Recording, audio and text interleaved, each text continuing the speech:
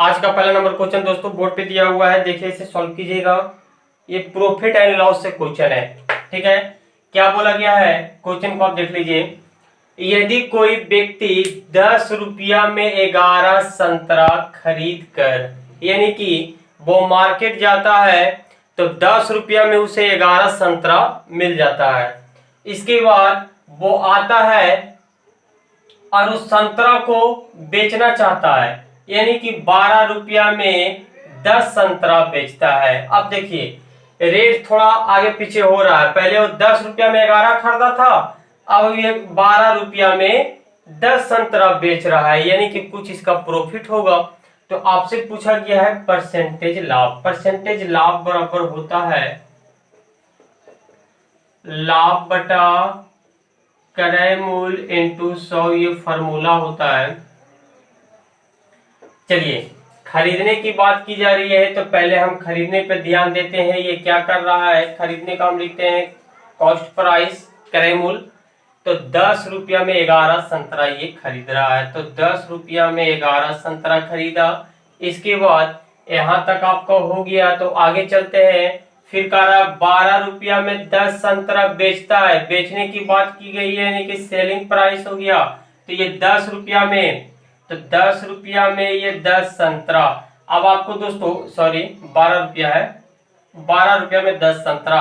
आपको ये अगर पैटर्न नहीं बताने सही नहीं सेट करने के लिए आ रहा है तो रुपया हमेशा ऊपर रहता है हमेशा, और वस्तु नीचे रहता है। तो देख रहे हैं 10 ये रुपया है, तो रुपया और 11 संतरा वस्तु है, तो ये नीचे लिखा गया। ठीक इसी तरह से 12 रुपया है, ये रुपया में दिया हुआ है तो ऊपर लिखे, और संतरा जो है नीचे लिखे। ये हमेशा ऐसे लिखिएगा, उल्टा नहीं लिखिएगा तो गलत हो जाएगा। अब इसे दोस्तों क्रॉस गुना कर दीजिए, तो क्रय मूल्य विक्रय मूल्य यहाँ पे लिख लेते हैं। ये इधर गया तो 100 हो गया, और ये हो जाएगा 132। अब दोस्तों लाभ कितना हो रहा है, तो 100 रुपया में 132 का इसको मिल रहा है पैसा। तो ये 132 में अगर ये 100 रुपया लगाया और 132 रुपया इसके पास आया, तो इसको माइनस कर दीजिएगा, ये 32 यानी कि 32 रुपया किसे लाभ हो गया। अब आपसे पूछा गया है प्रतिशत लाभ, तो प्रतिशत लाभ लिखने के लिए बार बार फॉर्मूला लिखने की जरूरत नहीं है। ये लाभ ऊपर निकल गया और नीचे क्रय मूल्य होता है, तो क्रय मूल्य आपका 100 है और गुना 100 होता है। बार बार फॉर्मूला मत लिखिएगा, फॉर्मूला लिखने से टाइम वेस्ट होता है। 100 से 100 कट गया, ये आपका 32% आंसर आ गया।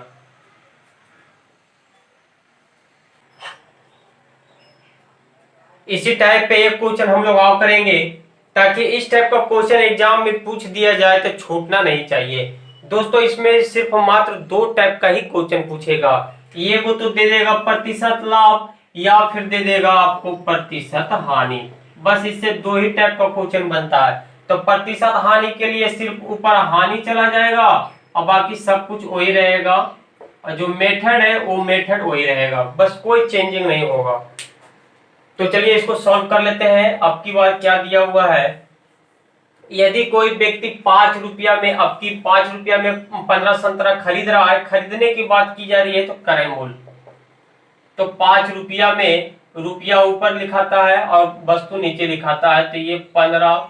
इसके बाद फिर आगे बोला है 10 रुपया में 20 संतरा बेचता है, बेचने की बात की गई है, तो सेलिंग प्राइस हो जाएगा। ये 10 रुपया में 20 हो गया, इसको फिर क्रॉस मल्टीप्लीकेशन कर दीजिए, तो ये हो जाएगा आपका 100 और ये हो जाएगा 150। अब दोस्तों देखिए 150 में अगर 100 घटाइएगा तो ये आपका लाभ निकल के चला आएगा, तो ये 50 और नीचे क्रय मूल्य लिखा था, तो क्रय मूल्य आपका 100 है। अब गुना प्रतिशत के लिए ये 100 हो गया, 100 से 100 कट गया, ये आपका 50% आंसर हो गया, यानी कि प्रतिशत लाभ आपका कितना आया, तो 50% आया है। इस क्वेश्चन को सोल्व कीजिएगा। ये रीजनिंग का सिटिंग अरेंजमेंट चैप्टर से है। देखिए ये इस तरफ आपका ऑप्शन दिया हुआ है, ये RRBTC 2007 का क्वेश्चन है। देखिए क्या कह रहा है, इसमें 2 बातों पहले आपको ध्यान रखना। अगर केंद्र की तरफ मुंह करे और केंद्र से बाहर की अगर मुंह करे, ये क्वेश्चन में लिख देता है, ये दोनों बातें आपको ध्यान देना। अगर ये बात में अगर मिस्टेक हुआ तो क्वेश्चन गलत, आंसर गलत हो जाएगा। केंद्र की ओर मूव करके, देखिए बोल दिया ना, केंद्र की ओर मूव करके 5 व्यक्ति बैठे हैं। तो मुकुंद राजेश के बाएं बैठे। एक वृत्त है जिसमें केंद्र की ओर मुंह करके 5 व्यक्ति बैठे हुए हैं, तो ये हम वृत्त पहले बना लेते हैं। अब 5 व्यक्ति को जहां बैठाना हम पहले इंडिकेट कर देते हैं। ये 1 2 3 4 और ये 5, 5 व्यक्ति हमारा यहाँ पे आराम से बैठ सकता है। अब देखिए आपको ध्यान देने वाली बात है, अगर केंद्र की ओर मुंह करके बोले तो इस तरफ से होगा बायां, और ये इस तरफ से हो जाता है दायां।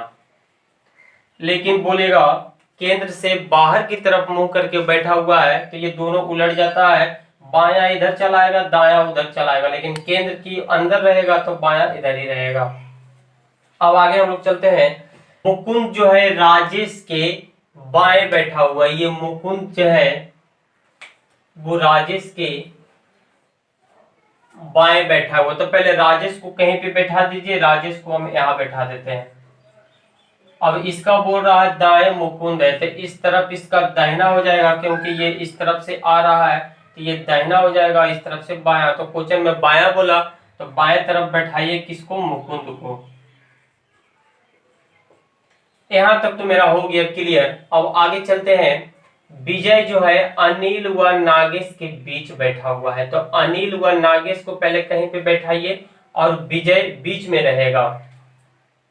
तो चलिए अनिल और नागेश, लेकिन अब आगे एक लाइन आप पढ़ लीजिएगा। तथा अनिल के दाएं बैठा है। अनिल जो है अनिल के दाएं होगा विजय, बीच में तो होगा लेकिन अनिल के दाएं होगा। मान लिया जाए अनिल को हम यहाँ बैठा दें तो विजय को आप यहाँ बैठाइएगा तो ये इसके क्या हो जाएगा, बाएं हो जाएगा, क्योंकि इस तरफ से जब आ रहा है, देखिए इस तरफ से जब आ रहा है तो ये बायां हो रहा है। तो विजय यहाँ पे हम बैठा देते हैं। देखिए विजय है तो अनिल के ये बाएं हो गया, लेकिन बोला है क्वेश्चन में कि दाएं बैठना है, तो अनिल को हम यहाँ ना बैठा के यहाँ बैठा देते हैं।